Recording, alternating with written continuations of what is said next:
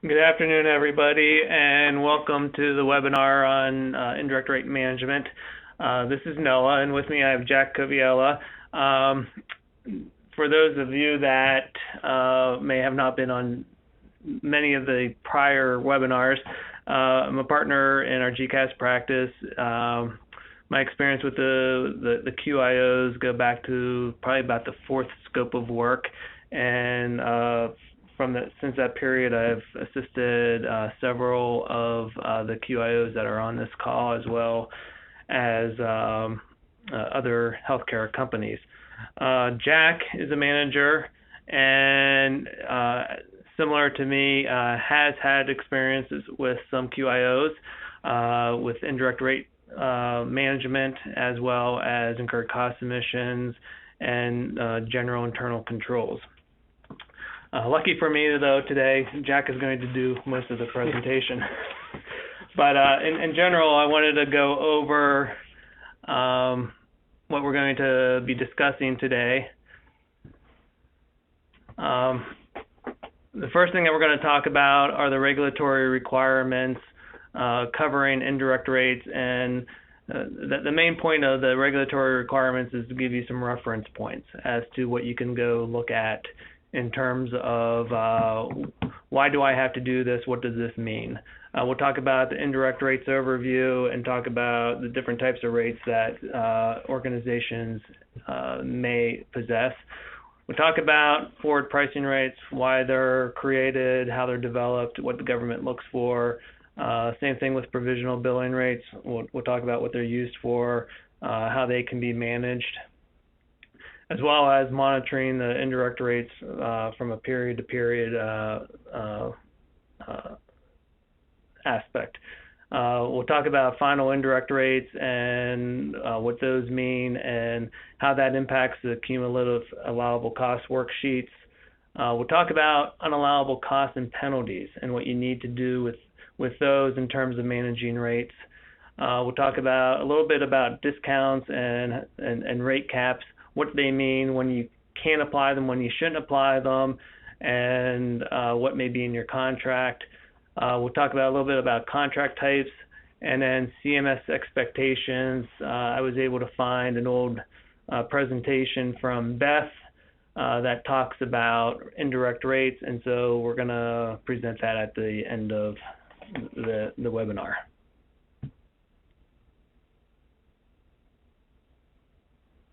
So with that said, I'm going to turn it over to Jack, and I'll be throwing in color commentary every so often. Hello, folks. This is Jack, and we're going to get started here with the regulatory requirements.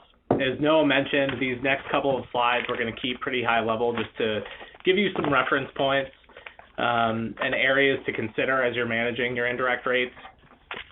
Within the FAR and the agency supplements, it's important to consider the definitions at FAR point 2.1. There you can find the definitions for the key terminology.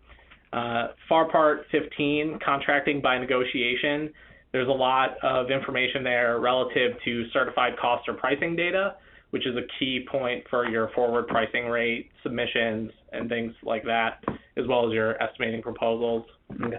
And the point behind the FAR Part 15, that's critical, and like Jack said, because you have the certificate of current cost or pricing data. And this is important in the indirect rate management, because if your rates are fluctuating between when you submitted your proposal and by the time you negotiate that, you need to notify the government of that. And an example of something that might fluctuate your rates would be maybe the award of a large contract that lowers your rates from your submitted forward pricing rate proposal.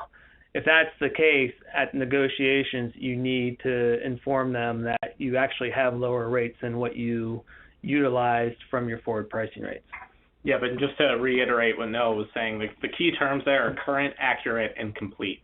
So if anything is changing in that contract proposal lifecycle, it needs to be disclosed prior to negotiation. In FAR Part 16, there's information relative to the different types of contracts. We're going to discuss how indirect rate management lifecycle impacts each of the different contract types later on. And one of the things with the contract types, FAR Part 16 will show or identify the other provisions and clauses that are unique to the individual contract type. So if you have a cost reimbursable contract, you can look at that and see, okay, what does that contract type, what are those provisions and clauses that contract type pulls in, and it sort of gives you the roadmap throughout the FAR. Yep. A key clause is FAR Part 31, the contract cost principles and procedures. There's a lot of information about the allocation and accumulation of indirect costs, as well as allowability. This is where you're going to find guidance on which costs are allowable or unallowable, and we're also going to hone in on that area later on in the deck. FAR Part 42.7, indirect cost rates, speaks for itself. And there's a lot of information around the life cycle of managing your indirect rates in FAR Point 42.7. And another thing that's important within FAR 42.7, 42.7 pulls in the unallowable, the penalties associated with expressly unallowable costs. And again, that is identified in the various provisions and clauses throughout the FAR. So when you see 42.709, they're specifically talking about penalties. Mm-hmm. Then finally, related to the FAR, we have the allowable cost and payment clause, which is where the incurred cost submission detail is included.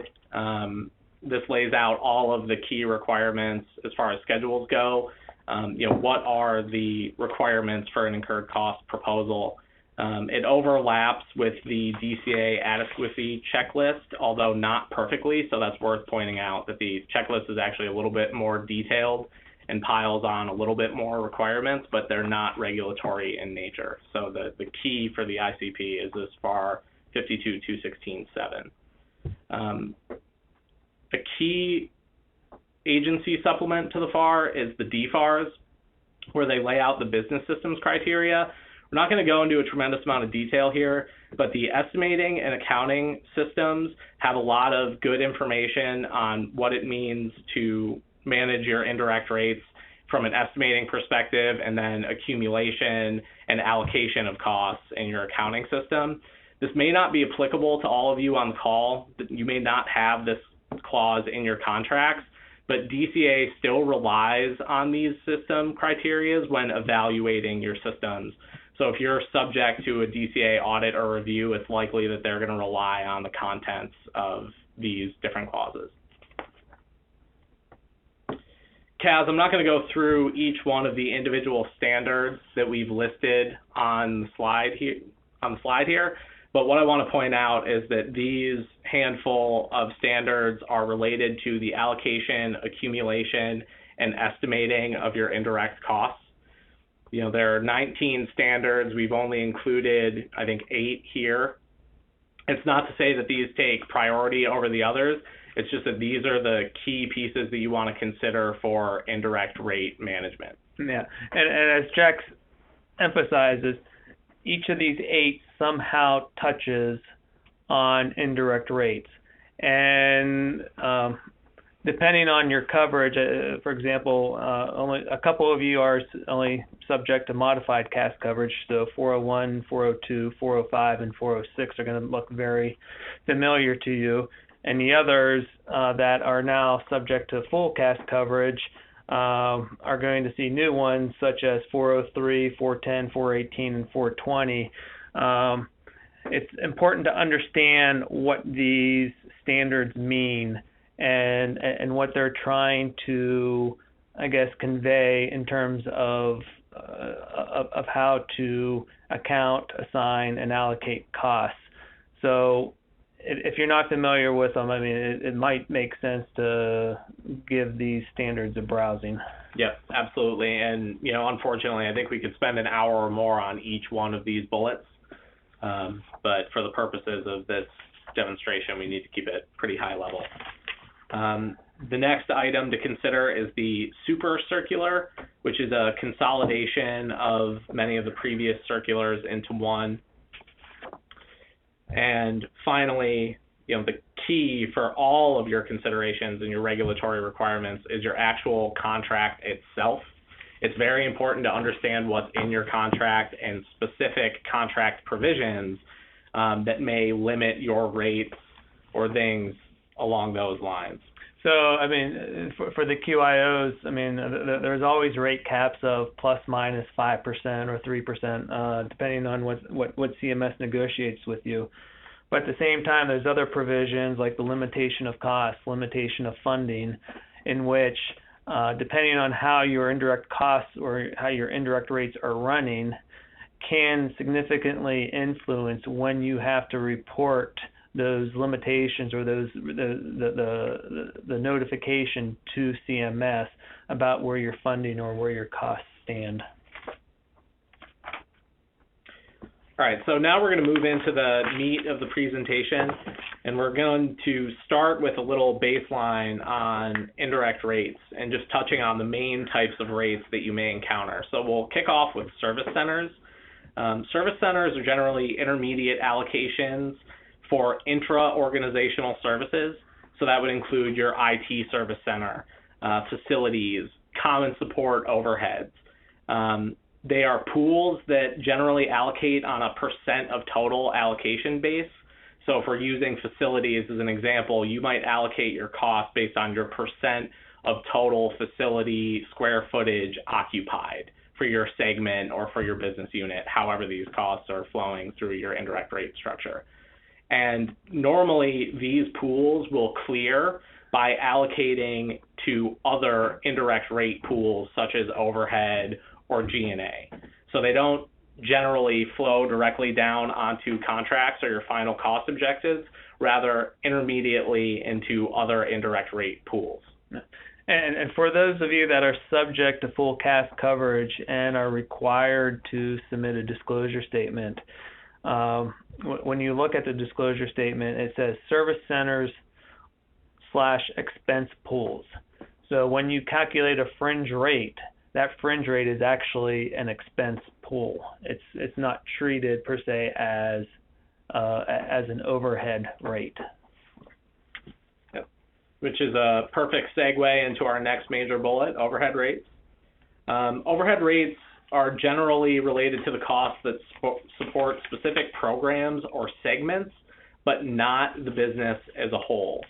So if you have segments related to different, business portfolios, you may have people who are responsible for managing that portfolio, and the costs associated with that management would reside in that overhead pool, or the time that, mostly direct charge employees spend on the bench or at trainings, things like that. They're not needed to run the business as a whole. They're specific to those programs or segments. And I tend to look at overhead as, if I wanted to and if I could without an army of accountants, I could assign every cost that I incur for a contract to that contract. But I don't have an army of accountants, and I don't have the time to do that. So the overhead accumulates those costs that would otherwise be direct in nature, but I just can't or don't want to identify directly to the contract. And as a result, the overhead pools are created. And I mean, one of the things that we talked about earlier were all the different the cost accounting standards. When you look at the overhead, a lot of the times, for those that are subject to full CAS coverage, CAS 418 comes into play because it's the allocation of direct and indirect costs. So for those subject to full CAS coverage, it's good to be familiar with CAS 418. Yep. And then the final note on overhead, it's common to see overhead costs allocated over direct labor dollars, or direct labor plus applied fringe, and for the purposes of those contractors who are full CAS covered, your overhead base may include your B&P IR&D costs, and that gets back to CAS 420. Our final, major type of rate is your G&A rate or G&A rates, depending on how you're structured. And unlike the overheads, these are the costs required to run the business as a whole. So this is your, C-suite executives, finance, accounting. If you were going to start a business from day one, all of these internal services and functions that you would need to build out to strategize and do the financial planning and all of these types of things.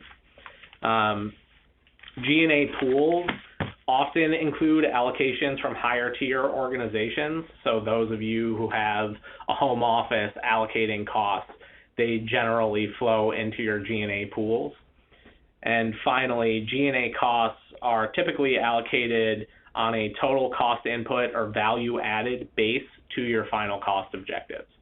And that may vary depending on how much of a volume there is for subcontract costs or materials costs within your organization. And when you talk about G&A, again, some of the standards that you want to be familiar with are CAS 403, CAS 410. Well, CAS 403 is the allocation of home office costs. CAS 410 is the standard for G&A. And then CAS 418 we already mentioned, and then CAS 420, as Jack's mentioned, is IR&D and B&P. But one overall standard that we have to remember in managing indirect rates is CAS 406, which is a cost accounting period. Whatever you are putting into these rates need to occur within the organization's cost accounting period. So if your fiscal year is from August 1 through July 31st, only expenses associated with that period should make it into those rates. All right, so now that we've re-baselined on indirect rates, we can focus on the rate management life cycle, which I think is sort of the meat of this presentation here. So we're going to start off with forward pricing rates. We're also going to cover provisional billing rates, the incurred cost proposal, and then the final rates at contract closeout. For forward pricing rates, really what you want to think of is estimating. These are generally used for estimating purposes. Estimating your indirect costs, you can use them on your proposals, and you can use them to forecast out for a 3 to 5 year period generally. And they represent your best estimate at a point in time. Normally, you start with recent actual costs. So if you're doing a forward pricing rate proposal for your current year, you might start with last year's actuals and then adjust for future expectations. So Noah touched on if you're expecting to win a large award or if a large program is ramping down, you would want to adjust your direct and indirect costs for the purposes of accurately estimating your forward pricing rates.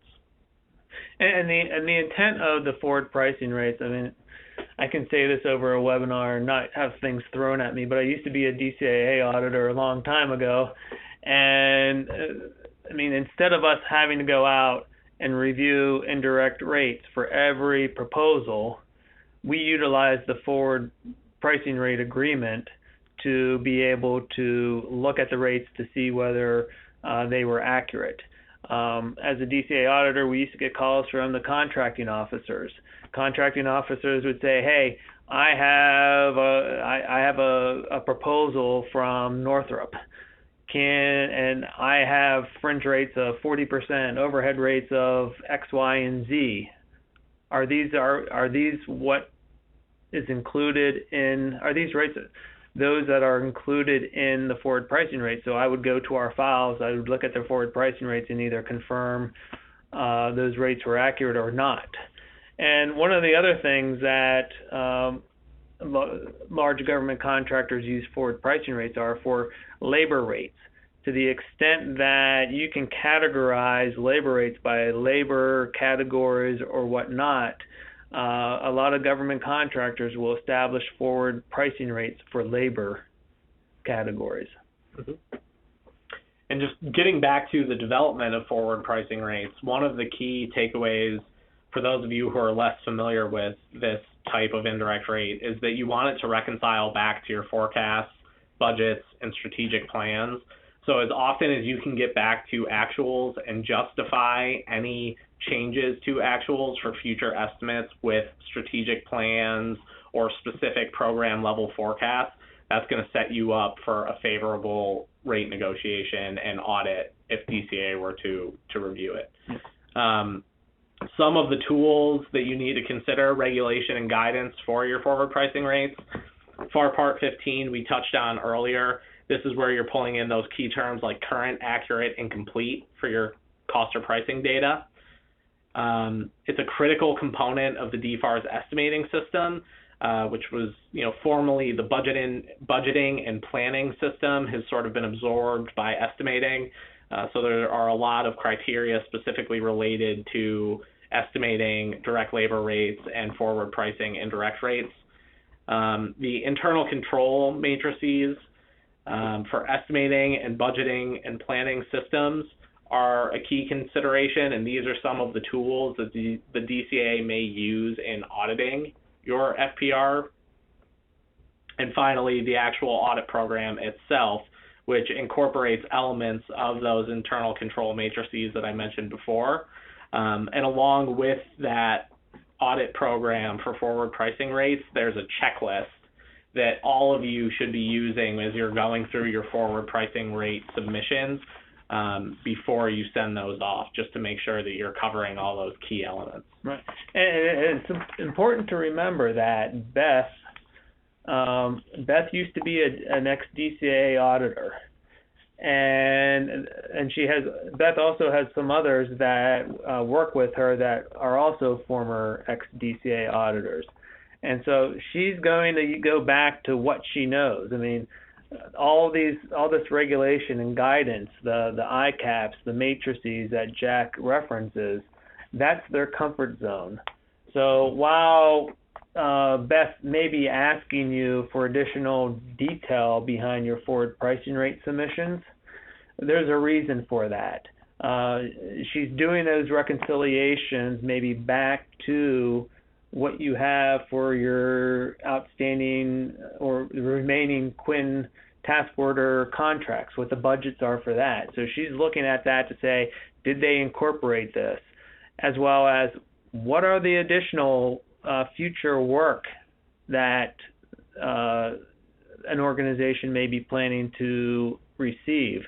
And she may be doing some comparisons like, well, if this is $1 million and they have the budget for this and they're planning on an additional $4 million, does that relationship make sense? So, I mean, Beth is probably relying on some of her ex-DCAA training to perform some of these activities. Yep, and the more familiar you are as well with this regulation and guidance, the more likely you are to identify when an auditor is overstepping in their request. So if you know the types of tools that they may be relying on in performing their reviews or audits, you might be able to identify something that's irrelevant that you don't feel you need to disclose, or you may be able to more quickly identify what you need to satisfy an audit request if you really understand the tools that they're relying on. So very quickly, I'd like to just go through some of the key elements that the government may consider in a review of forward pricing rates. They're going to consider the basis of estimate. Is it based on actual performance? Is it reasonable? Are your estimates reasonable? Is it current, accurate, and complete? We keep going back to these three words. They're it's a critical takeaway from this presentation today for forward pricing rates. Are your rate representations consistent with disclosed or established accounting practices?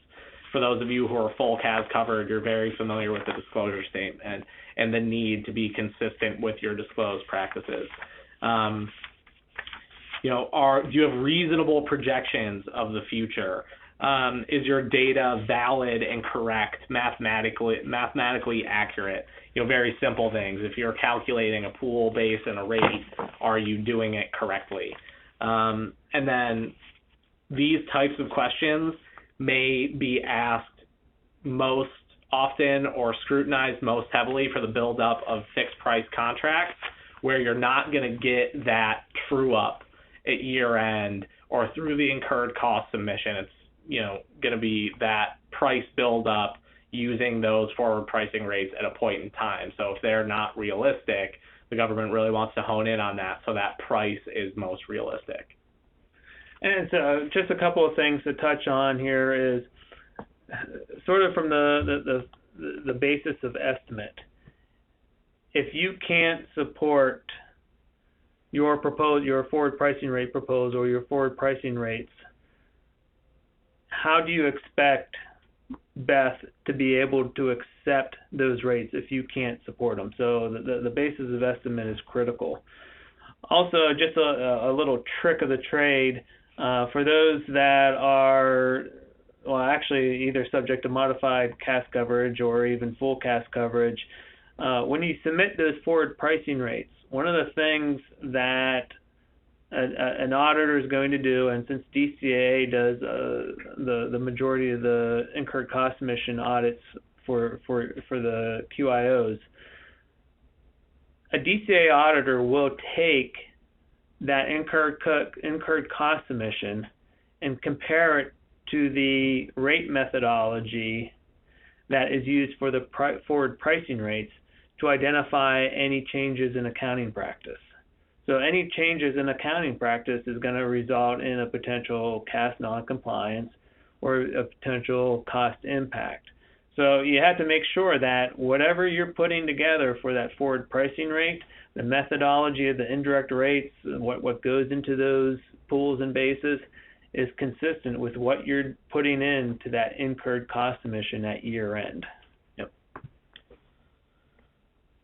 And just one other thing is, on the forward pricing rates, like Jack said, current, accurate, and complete.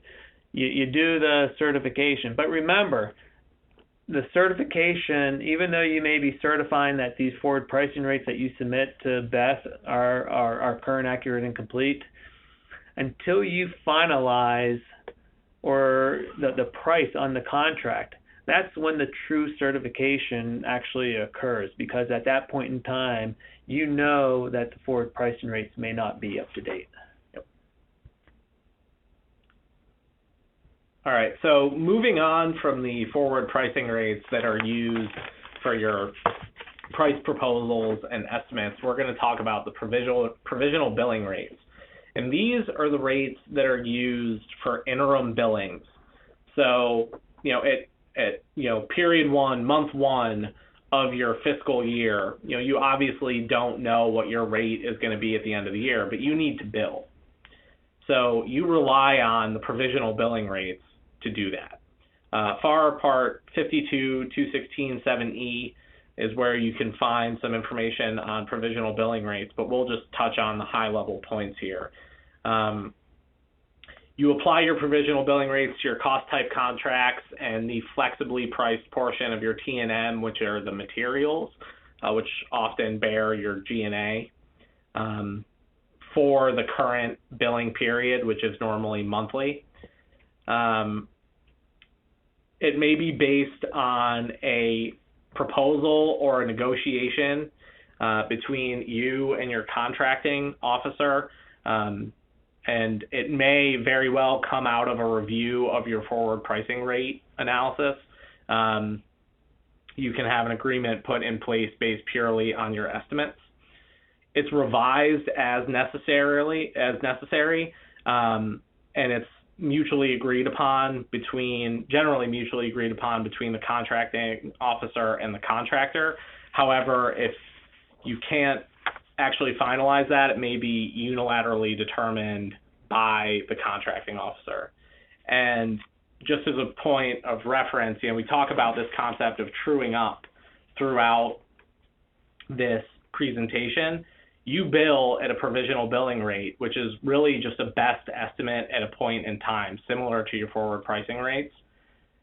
Throughout the year, you'll monitor and you may refresh your provisional billing rates, but at year end, when you have your actual costs, that's the point of the incurred cost submission, is to look back at those interim billings based on PBRs and then true up to actual costs and adjust for any over or under billings because of, a misestimate in your PBRs. No one ever gets their PBRs perfectly right. And I don't think that's the expectation either. Yeah, and you may want to confirm that you can do that with the contracting officer. Some contracting officers may say, no, don't do it because it's not worth it right now. But, I mean, you have that right to recommend that. Mm-hmm. So just, before we get into monitoring, the key difference between forward pricing rates and PBRs.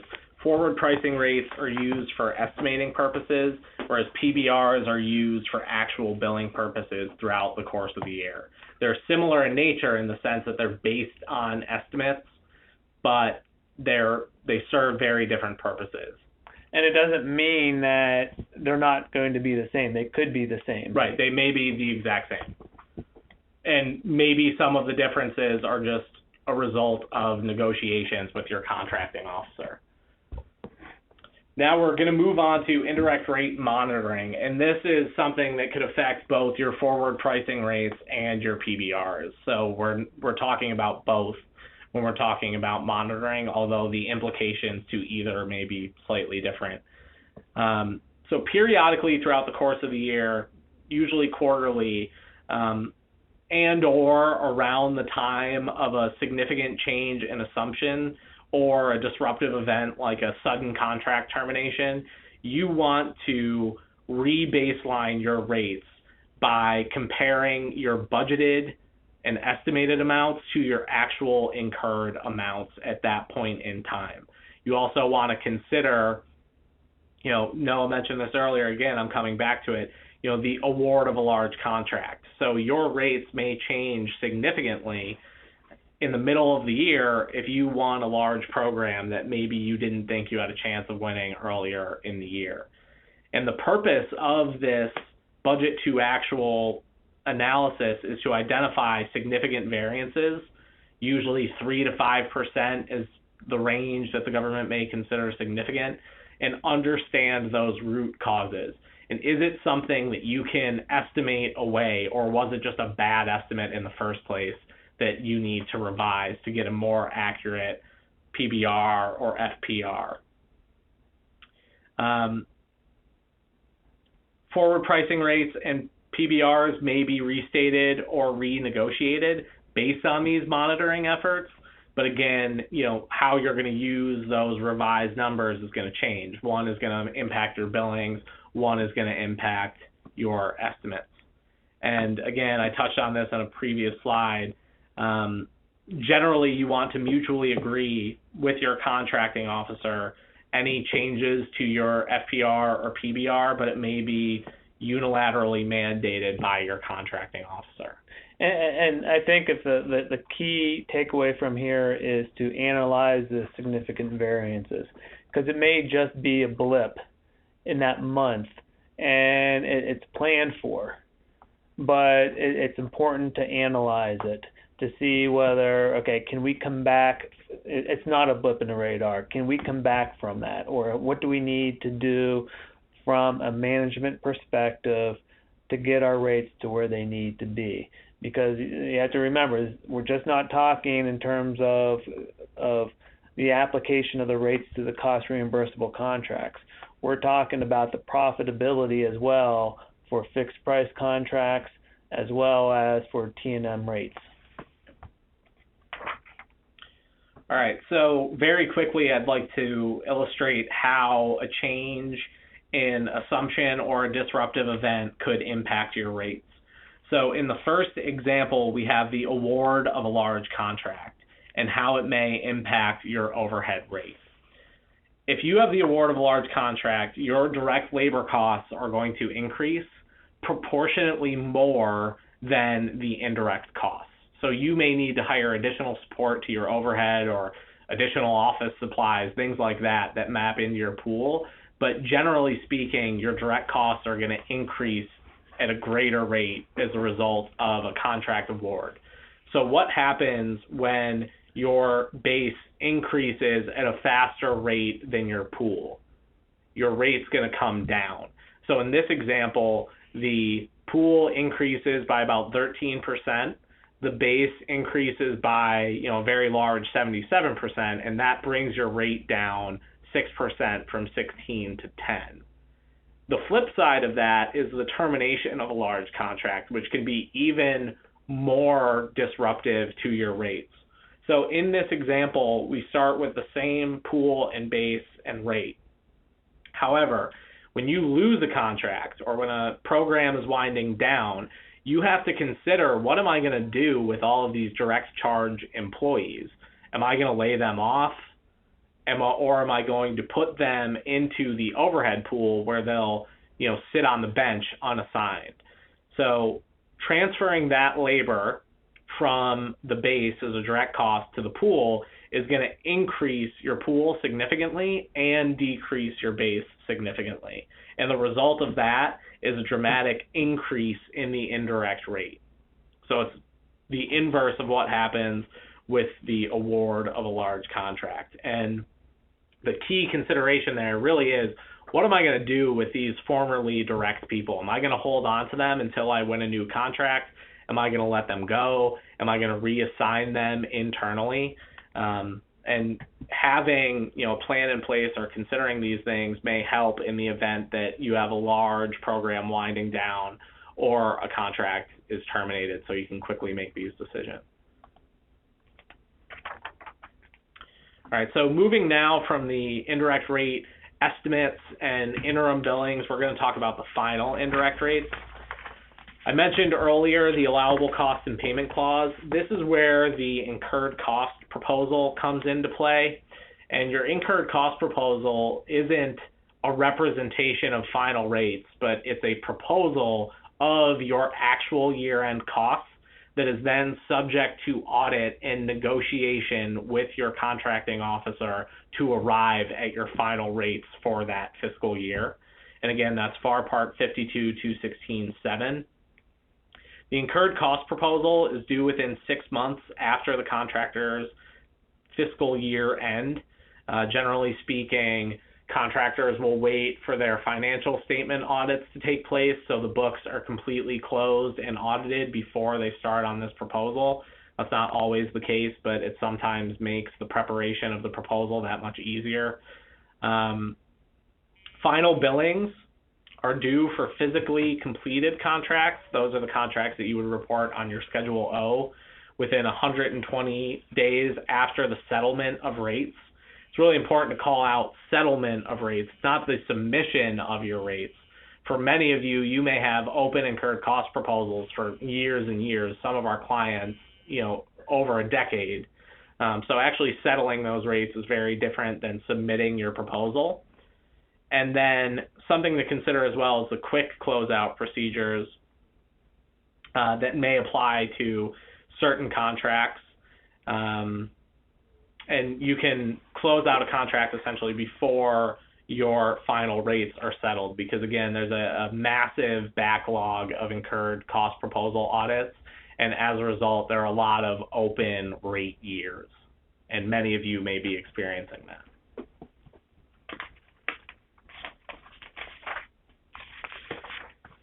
Related to the final indirect rates, we have the cumulative allowable cost worksheets, more commonly referred to as its acronym, CACWS. This is a schedule of your cumulative allowable contract costs for each open, flexibly priced contract through your most recent fiscal year. So think of it as essentially a summary of the information from your incurred cost proposals on schedules I and O. You're going to show these are my cumulative costs to date. These are the contracts that are completed, and those are some of the key bits of information. Most of the guidance around the CACOs is around the management of the actual document itself. A lot of this content should be readily available based on your incurred cost proposals, but you want to have it in an electronic format that you can easily hand off to your contracting officer. You may actually include it in your incurred cost proposal. The auditor may prepare these worksheets based on the schedule's INO from your ICP. It may not be your responsibility to complete these necessarily. And finally, these are worksheets that should be readily available to your contracting officer, and they should maintain them in your permanent file. And what I find that commonly works is, to the extent, obviously, that you keep these worksheets up to date. If you can do that on an annual basis and be able to tie it back to supporting documentation. So, for example, if you have a true up, if you create an invoice to true up the prior year's actual rates, and you can submit that as part of the supporting documentation, we'll just say for the 10th scope of work, if you have your 3 year-end invoices that show a true up of the year's rates, and you can submit that as part of the package with the worksheet, that provides the individual that's reviewing the worksheet and the closeout voucher information that says, yeah, there was the closeout voucher for there was the final invoice for 09 or for 010. All right, that's what my rates were. That ties to what my worksheet says. The labor's there. It ties. Everything ties. Let me go to my final invoice for fiscal year 11. Okay, the rates tie, my labor ties, everything ties out. So now I've got, I forget the years, 10 and 11 that tie out. Now let me go to fiscal year 12. Oh, here's my rates for fiscal year 12. It ties to my final invoice for that year. And there's all my labor, there's my supporting documentation. It makes the closeout of the contract a lot easier for the government. Yep. All right, so now we're going to touch on some disparate areas that impact your rates. We're going to start with unallowable costs and penalties. Essentially, the concern here is that unallowable costs, whether expressly unallowable or judgmentally unallowable, and we'll talk about these in a minute, are not included in your indirect rate proposal, your ICS, your ICP. And this is actually what you're certifying on the Schedule N, is that to the best of your knowledge, whoever's certifying the ICP, there are no known unallowable costs included. If there are unallowable costs included in your rate representations, there can be penalties of up to 2 times the amount of the cost plus penalties and interest. That's specifically related to expressly unallowable costs like alcohol, things that are explicitly called out either in the FAR or in public law, as opposed to judgmentally unallowable costs, which deal with things like reasonableness. Is this reasonable in the course of business? So, buying the fancy coffee for your kitchen may not be reasonable to a DCA auditor, but it's not explicitly stated anywhere that you can't buy Starbucks coffee, that you need to use Folgers, something like that. In terms of your PBRs and your FPRs, you want to rely on historic experience and also future estimates of unallowable costs. So if you have, a merger target in your head for the upcoming year, you would want to budget the unallowable M&A activity per FAR Part 31. And you would want to update your forward pricing rate representations with that information. In terms of managing your unallowable costs, you can either deal with them at the point of entry into the system by using unallowable orgs or accounts within your accounting structure, or alternatively, or even in addition to that point of entry screening, you can do a back-end statistical sampling effort where you look at higher risk accounts, sample the transactions, review them, and then make adjustments to your claimed costs at year end based on the results of your analysis. And the intent of putting unallowable costs in here is you don't want to wait if you don't have to, till the year end to say, oh yeah, we had that party. I guess I should have put that in an unallowable account. To the extent that you can put that in to the unallowable account when it occurs, that helps you manage it rather than taking it out at year end and saying, oh, throughout the year I'm running at a 15% rate for an overhead pool. Oh, wait, once I take that out, my rate drops to 12% or whatnot. So you want to manage it. And to touch on what Jack was saying, for the PBRs and the forward pricing rates, to the extent that nothing is changing drastically and things pretty much remain consistent, utilize the prior year's incurred cost submissions. But like Jack said, if you have that M&A activity coming up and you never had it before, you need to adjust those rates for that. Yep. And it's just very important for all of you to stay up to date on changes in cost allowability. One of the areas where we've seen a lot of attention is the changes to unallowable executive compensation. So just be mindful of that. These rules are maybe not constantly changing, but often changing, and the guidance around unallowable costs change and how auditors are supposed to treat them and directly associated costs as well.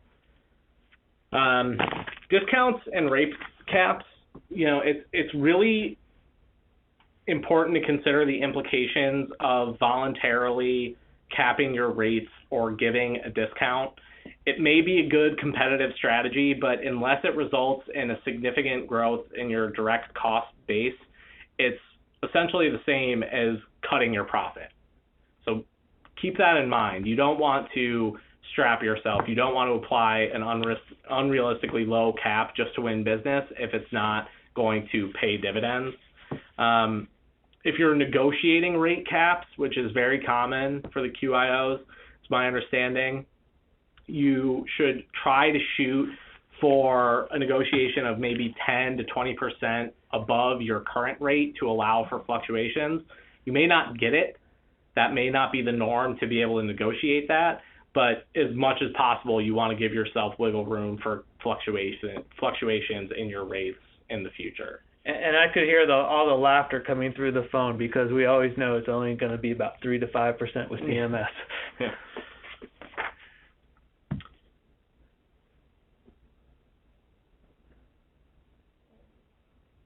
All right. It's not moving. There we go. Sorry about that. We had a little freeze in our WebEx.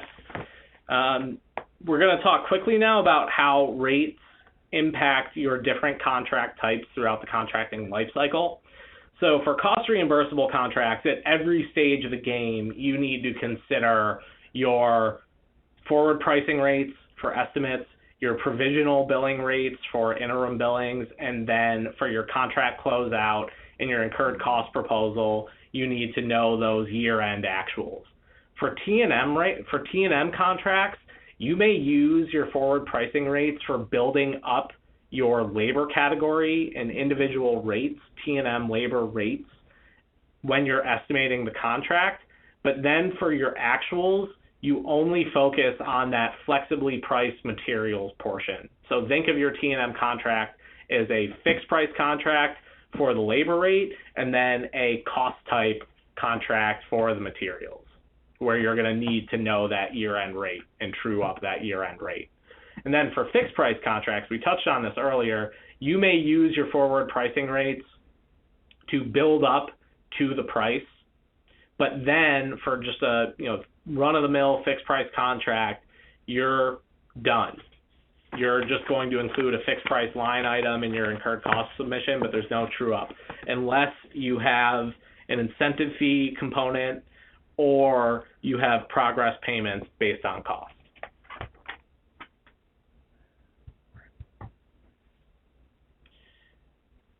And then finally, I'll be really quick with this one because it's really just an aggregation of all the things we've discussed, but it's from the perspective of CMS. So they issued some guidance. Noah mentioned this earlier. This is from an old deck.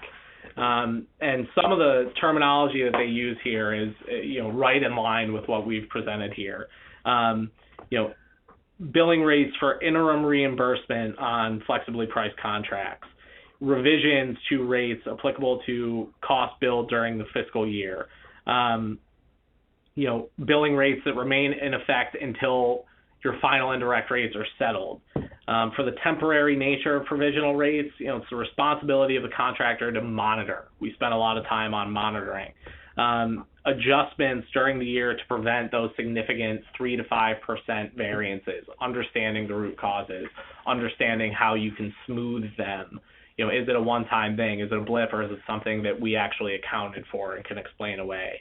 And then also, retroactively revising those rates. So if you change your PBRs, truing up your previous interim PBR billings to the current PBR rate. And as Jack stated, I sort of squirrel things away, and this is right from a presentation that Beth had provided a couple years back. So, these are her expectations of what you should be doing with indirect rate management. Yes. So based upon that, we have a couple minutes left. If anybody has any questions that we can maybe try to answer. If not, we'll obviously try to get back with you. But if you don't want to ask a question and you want to have some follow-up a little bit later on, we've put our contact information in here. So we'll hold the line for a little bit in case anybody has any questions.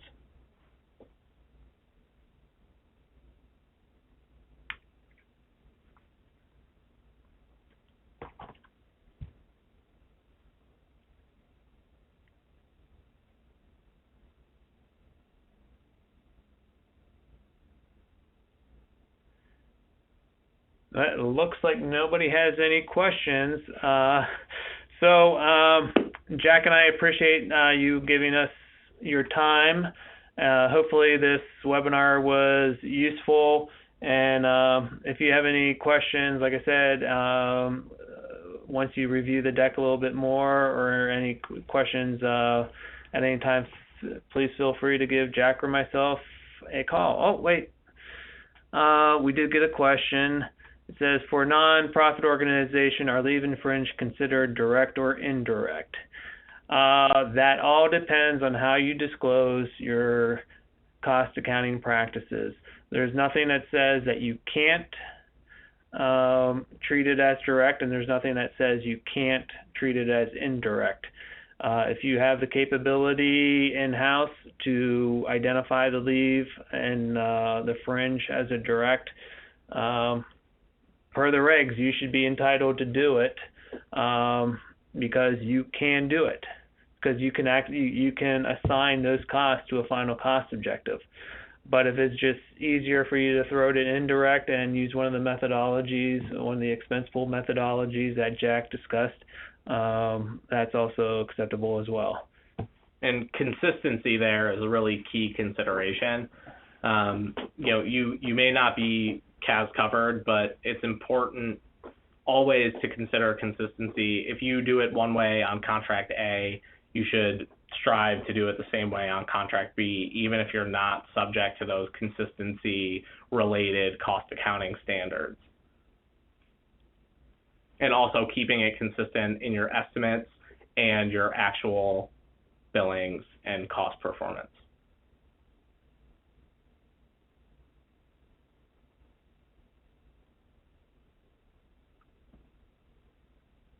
Got about 5 more minutes. We could probably take 2 or 3 more questions if they're out there.